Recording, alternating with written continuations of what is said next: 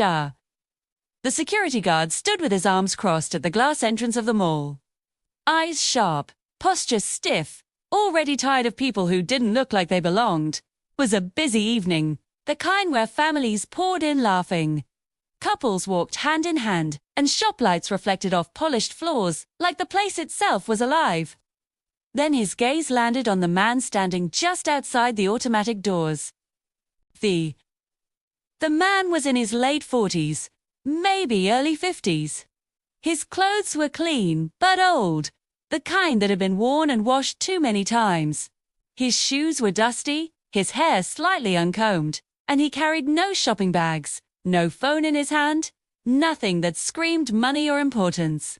He simply stood there, calmly, as if waiting for the doors to open for him. They didn't. "Hey," the guard said sharply, stepping forward. "This mall is private property." The man looked at him, confused but polite. "Yes, I know." "So what are you waiting for?" the guard asked, eyes scanning him up and down.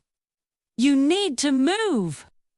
"I just want to go inside," the man replied softly. The guard laughed, not loudly, but enough for people nearby to hear. "Inside?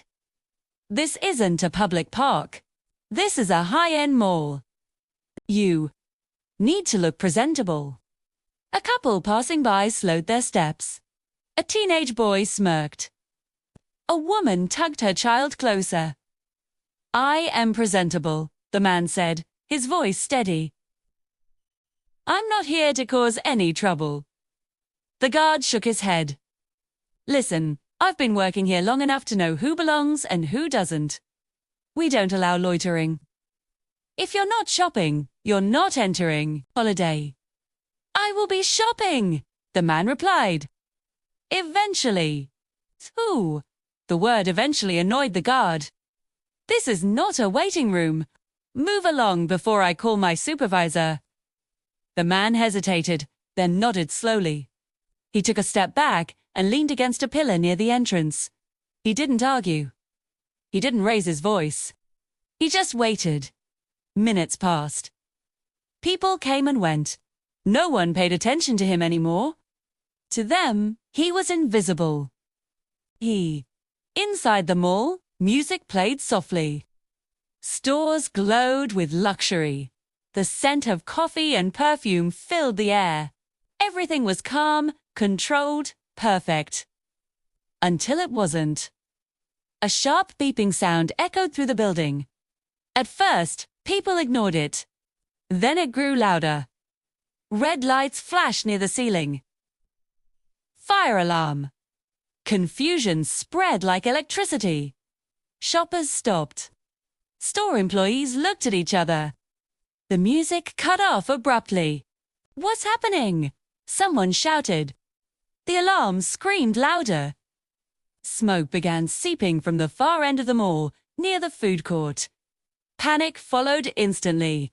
People started running, pushing carts aside, grabbing children, shouting names. Security guards rushed in different directions, shouting conflicting instructions. Some exits jammed within seconds. Outside, the man straightened up. He looked at the entrance. Here. He looked at the smoke curling near the ceiling through the glass. And then he moved. He walked straight toward the doors. The same guard blocked him again. "I told you to. There's a fire," the man said calmly. "I know that," the guard snapped. "And this is exactly why you need to stay back." The man's eyes sharpened for the first time. "Which section?" "What? Which section is the fire coming from?" The man repeated. The guard hesitated. "Food court? I think." The man exhaled slowly. "Then, the west exit will collapse first if the sprinklers don't activate." The guard frowned. "What are you talking about?" "Move," the man said, his voice suddenly firm, commanding in a way that made the guard instinctively step aside. Before he could stop him, the man walked inside. Inside the mall, chaos had taken over. People were screaming. A mother had dropped her bag and was crying, unable to find her child. Smoke thickened, making it hard to breathe. The man raised his voice. Everyone, stop running. No one listened at first. Stop running. He shouted again, louder, authoritative. Something in his tone cut through the noise. People slowed. Some turned to look at him. West exit is blocked, he continued. Use the north and east corridors. Stay low, hold hands, Dnupish. A store manager ran up to him. Who are you? Someone who knows this building, he replied. Now help me. Without waiting for permission, he moved through the crowd, directing people, opening emergency panels, guiding families towards safer routes. He knew where fire doors were. He knew which corridors connected to open air. He knew things no random visitor should know. Sprinklers finally activated, but not everywhere. Smoke grew thicker. Key. In a children's clothing store, 3 kids were trapped behind fallen shelves. The man went in without hesitation, coughing, lifting debris, pulling them out one by one. He wrapped his jacket around the smallest child's face and carried him. Outside, ambulances arrived. Firefighters rushed in. The same guard stood frozen near the entrance. 4. Watching the man emerge again and again, bringing people out, shouting instructions, completely in control. Finally, a fire chief approached him. Who are you? The man wiped soot from his face. The person who designed the evacuation plan for this mall. The chief stared at him. What? I was the lead fire safety engineer, the man said quietly. 15 years ago. The guard felt his stomach drop. The fire chief quickly pulled out a tablet, checked blueprints, nodded sharply. He's right. This is his name. The guard's face drained of color. Hours later, the fire was contained. No lives were lost. Dozens were treated for smoke inhalation, but everyone survived. News vans arrived. Cameras flashed. A reporter approached the man. Sir, can you tell us how you knew exactly what to do? The man hesitated. I built this place to protect people, he said. I just did my job. Earlier today, the reporter continued. Were you denied entry?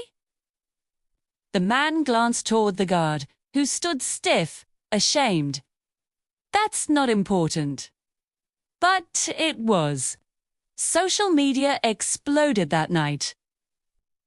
The man's security didn't let in saved everyone.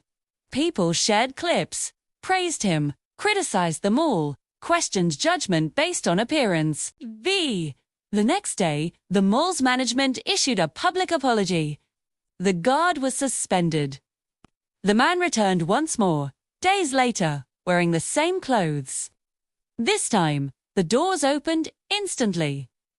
Everyone recognized him. He walked in, looked around, and smiled faintly. Not because he was finally allowed inside, but because he had already proven something far bigger than belonging.